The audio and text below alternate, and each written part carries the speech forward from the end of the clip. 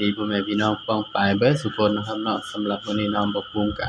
สิมาตามแนวทางให้พี่น้องคือเก่าเนาะสำหรับเวลาพัฒนาเนาะพี่น้องเนาะ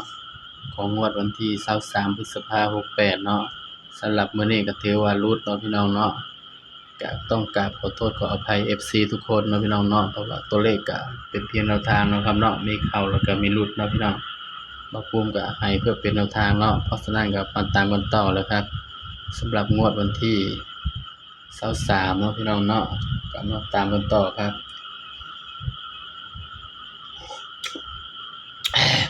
ดื่มกาแฟตอนเช้าพี่น้องตามกันต่อแล้วครับ23พฤษภาคม68นะครับสำหรับลาวพัฒนาของเราพี่น้องเนาะ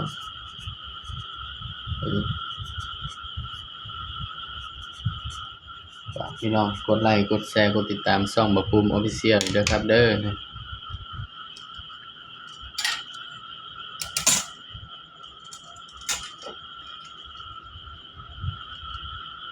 บ่ภูมิก็ยังใช้สูตรเก่าเนาะสำหรับช่อง Official เนาะพี่น้องย้ำว่าตัวเลขก็เป็นเพียงแนวทางเนาะครับเนาะมีเข้ามีหลุดเนาะพี่น้องมาเบิ่งนำกันเนาะสำหรับตัวเด่นเนาะพี่น้อง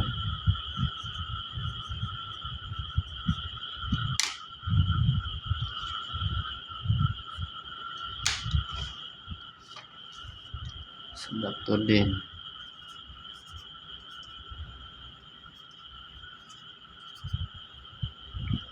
7 5 7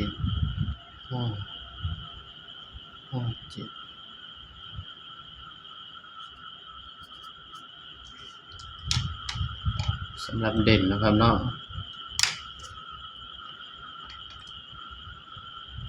ประเด็น1 2 3นะครับเนาะนี่สำหรับตัวเด่นนะครับ เด่น1กับ2 3คือตัวรองนะครับเนาะนี่บ่ภูมิให้เด่นไปที่1กับ2นะครับเด้อนี่3คือตัวรองนะครับเนาะย้ำว่าตัวเลขก็ให้เพื่อเป็นแนวทางเนาะครับเนาะมีเข้าแล้วก็มีหลุดเนาะพี่น้องเนาะเพราะฉะนั้นเราก็มาจับชุดเด่นกันก่อนครับสำหรับชุดเด่นเนาะพี่น้องเนาะบ่ภูมิก็สิจับสำหรับชุดเด่นเนาะให้เด่น1กับ2เนาะพี่น้อง14 15 16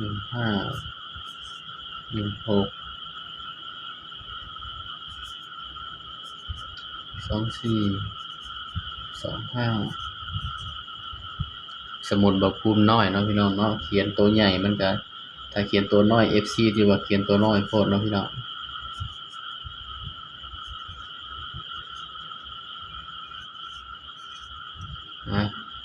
นี่นะครับเด้อนี่สำหรับแนวทางเวลาพัฒนาเนาะครับเนาะของวันที่23เนาะ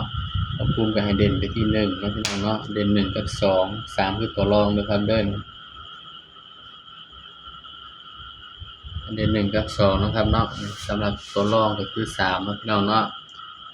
ก็ให้เพื่อเป็นแนวทางนะครับเด้อตัวเลขก็มีเข้ามีหลุดเนาะพี่น้องเนาะ